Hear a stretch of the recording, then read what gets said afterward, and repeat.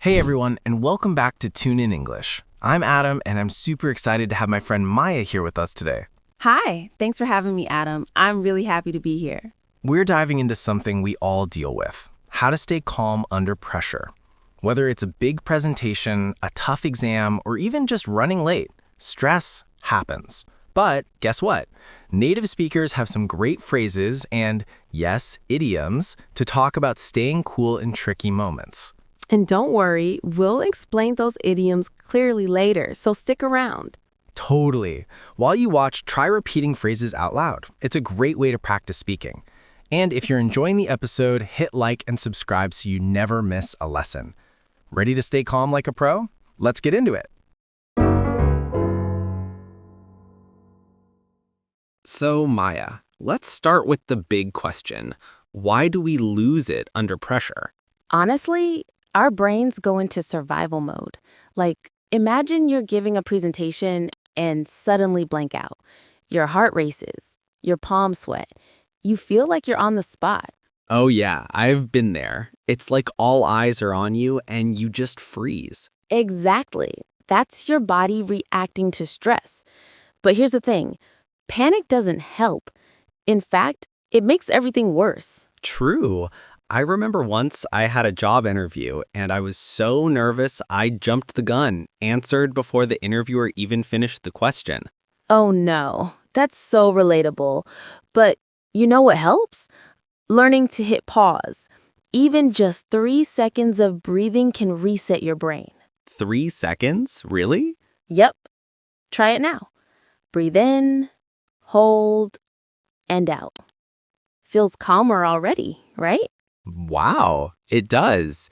So instead of flying off the handle, we can choose to respond, not react. Exactly. And that's a skill you can practice, like going to the gym for your mind. I love that.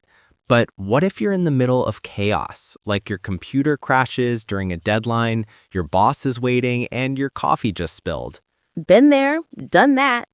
But in those moments, I remind myself, this feels huge, but it's not the end of the world. That's smart. Sometimes I make a mountain out of a molehill, blow small problems way out of proportion.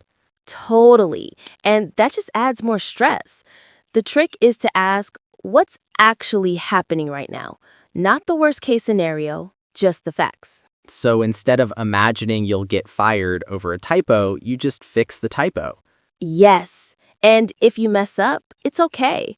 Nobody's perfect. Pressure doesn't mean you have to be flawless.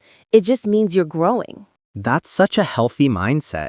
I used to think staying calm meant never showing stress, but now I see it's about managing it, not hiding it. 100%. And one thing that helps me is preparation. If I know I've got a tough meeting, I rehearse. Not to be perfect, but to feel ready. So you're not caught off guard. Exactly. Even if something unexpected happens, I've built a little mental cushion. That makes so much sense. So calm isn't about being emotionless, it's about having tools. Yes, and those tools get stronger every time you use them. I'm feeling more hopeful already. Like pressure doesn't have to win. It really doesn't. And the cool part, the more you practice staying calm, the more natural it becomes. So maybe next time I'm on the spot, I'll take that breath and trust myself. That's the spirit. All right, before we go deeper, let's recap some key phrases we used. We'll explain them clearly so you can use them too. First up, on the spot. Meaning, in a situation where you must answer or act immediately, often under pressure. For example, she was put on the spot during the meeting and gave a great answer. Next, jumped the gun. Meaning, to act too soon, before it's the right time. For example, he jumped the gun and announced the news before the boss approved it. Then, flying off the handle. Meaning, to suddenly become very angry or lose control. For example, don't fly off the handle just because the printer isn't working. Been there, done that. Meaning, I've experienced that exact situation before. It's familiar. For example, stressed about your first speech, been there, done that. And finally, make a mountain out of a molehill. Meaning to treat a small problem as if it's a huge crisis. For example, you spilled coffee. Don't make a mountain out of a molehill. It's just a stain. Great! Now you've got these phrases in your Calm Under Pressure toolkit. Remember, repeat them out loud to practice. And if you're enjoying this, don't forget to like and subscribe. The conversation continues after this, so stay tuned.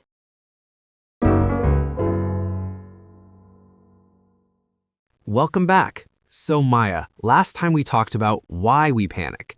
Now, how do we actually stay calm when pressure hits? Great question. One of my favorite tools is the 5-4-3-2-1 grounding technique. Oh, I've heard of that. You name 5 things you see, 4 you can touch. Exactly. It brings your brain back to the present. When you're in over your head, your mind races to the future. What if I fail? But this trick says, hey, you're okay right now. That's powerful. I tried it once during a flight delay. I was at my wit's end, late, tired, frustrated. But naming things like my blue water bottle, the airport chair, calmed me down fast. Yes, and it works because stress lives in the what ifs. Grounding pulls you into the what is. Smart. What else do you use? I pause and ask myself, what's within my control? If my train is late, not my fault, but how I respond, that's mine. So you don't beat yourself up over things you can't change. Right. Beating yourself up just drains energy you need to solve the real problem. I used to do that all the time. Miss a deadline? I'm such a failure. But now I say, okay, what's the next small step? That's growth mindset. And speaking of steps, another tool is box breathing. Inhale for 4, hold for 4, exhale for 4, hold for 4. Navy SEALs use it. Whoa, really? Yep. It signals your nervous system, we're safe. Even 30 seconds helps. I'll try that before my next team meeting. Sometimes I feel like I'm walking on eggshells, afraid to say the wrong thing. Oh, I get that. But remember, your team wants you to succeed. They're not waiting to pounce on mistakes. True. Maybe I'm reading too much into it. Probably. Our brains love to invent drama, but most people are focused on themselves, not judging you. That's a relief. So tools like breathing, grounding, and reframing thoughts, they're like a calmness toolkit. Exactly. And don't forget movement. Even stretching or a quick walk resets your body chemistry. Oh, for sure. I once took a 2-minute walk around the office during a stressful call, came back feeling like a new person. Perfect, because stress is physical too. You can't just think your way out of it. You've got to move it out. So if you're in over your head, don't just sit there panicking. Stand up, breathe, name 5 things, ask, what can I control? And be kind to yourself. Say, this is hard, and that's okay. That's huge. I used to think being tough meant pushing through silently, but now I see self-compassion is strength. Absolutely. And it makes you more resilient long term. So staying calm isn't magic. It's practice. Like brushing your teeth. You do it daily even when you don't feel like it. Yes, and over time, it becomes automatic. You'll notice stress earlier and respond faster. I love that. So even if you're not calm yet, you're building the skill every time you try. Every single time. Progress, not perfection. All right, let's break down the phrases we used in this section so you can add them to your English and your calmness toolkit. First, in over your head. Meaning, dealing with a situation that's too difficult or complex for you right now. Example, I felt in over my head during my first week at the new job. next, at my wit's end. Meaning, completely out of ideas or patience, extremely frustrated. Example, after 3 sleepless nights with the baby, I was at my wit's end. Beat yourself up. Meaning, to criticize yourself harshly for a mistake. Example, don't beat yourself up, it was an honest error. Walking on eggshells. Meaning, acting very carefully to avoid upsetting someone. Example, ever since the argument, he's been walking on eggshells around her. And finally, reading too much into it. Meaning, imagining hidden meanings or problems that aren't really there. Example, She didn't text back. Don't read too much into it. She's probably busy. Awesome. Try using one of these this week and repeat it out loud to lock it in. And if this is helping you, please like and subscribe.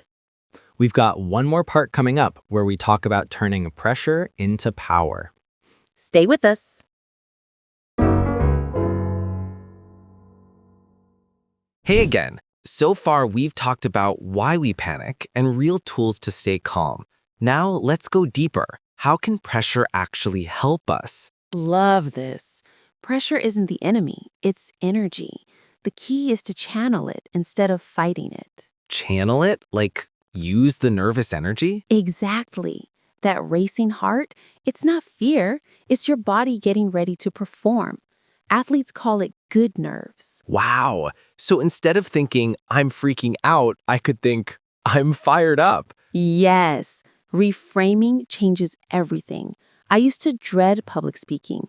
Now I tell myself, this energy means I care and I'm ready. That's powerful. I remember once I had to present to 100 people. I was shaking in my boots. That halfway through, I leaned into it and actually enjoyed it. That's the shift. When you stop resisting the pressure, it becomes fuel. But what if you still feel overwhelmed? Then you take it one step at a time. Break the big scary thing into tiny actions. Just open the document. Just say the first sentence. Right, because when you're up against it, the whole task feels impossible. But one small move, that's doable. And each small win builds confidence. Soon, you're not just coping, you're thriving. I've noticed that too. Last month, my project deadline moved up. I panicked at first, but then I made a list, focused on one task, and actually finished early. See? Pressure pushed you to focus. Without it, you might have procrastinated. True. So maybe stress isn't bad. It's just a signal. Hey, this matters. Pay attention. Exactly. And when you trust yourself, pressure becomes a partner, not a threat. But how do you build that trust? By proving to yourself again and again that you can handle hard things. Every time you stay calm in a tough moment, you're building your resilience muscle. I love that phrase. So it's like emotional fitness. Totally. And just like at the gym, you start small. Practice calm in low-stakes situations, like ordering coffee in English, so you're ready for big ones. That makes sense. I used to avoid speaking up in meetings, but I started by just saying one thing per meeting. Now I lead them. That's growth. And remember, you don't have to be perfect. You just have to show up. Speaking of showing up, what if you do mess up under pressure? Then you pick yourself up and dust yourself off. Mistakes aren't failures, they're feedback. So instead of thinking, I blew it, you think, what can I learn? Yes. And that mindset turns pressure into a teacher. Honestly, this whole conversation has changed how I see stress. It's not something to escape, it's something to work with. And the more you do, the more confident you become. You start to think, bring it on. I've got this. That's the goal. Calm isn't the absence of pressure, it's the presence of trust in yourself. Beautifully said. And remember, even experts get nervous. What matters is what you do with that energy. So next time you feel pressure rising, breathe, ground yourself, and ask, how can I use this? You might just surprise yourself. All right, let's go over the phrases we used in this final section so you can speak like a calm, confident native. First, channel it. Meaning, to direct energy or emotion into something useful. Example, she channeled her anxiety into a powerful speech. Shaking in my boots. Meaning, extremely nervous or scared. Example, I was shaking in my boots before my driving test. Take it one step at a time. Meaning, deal with the big task by focusing on small parts, one after another. Example, don't worry about the whole essay. Just take it one step at a time. Up against it. Meaning, in a difficult situation with little time or options. Example, with the deadline tomorrow, we're really up against it. Building your resilience muscle. Meaning, developing your ability to recover from stress or challenges. Example, every tough conversation helps you build your resilience muscle. And finally, pick yourself up and dust yourself off. Meaning, recover quickly from a setback and keep going. Example, you failed the test? Pick yourself up and dust yourself off. Try again. Try using one of these this week and say it out loud to practice. And if this episode helped you, please like, subscribe, and share it with someone who needs calm under pressure. Amazing job today. You're already on your way to staying calm under pressure and sounding like a native speaker. Seriously, try using one of these phrases this week. Say it out loud, text it to a friend, or even whisper it to yourself before a stressful moment. And don't forget, you can download a free PDF with the full story and all the examples from this episode. Just check the link in the description. If this helped you, please give us a like, subscribe for more, and comment below. Which phrase was your favorite? We drop new videos every week to help you speak English with confidence and calm. Keep practicing, be kind to yourself, and remember, you've got this. See you in the next video.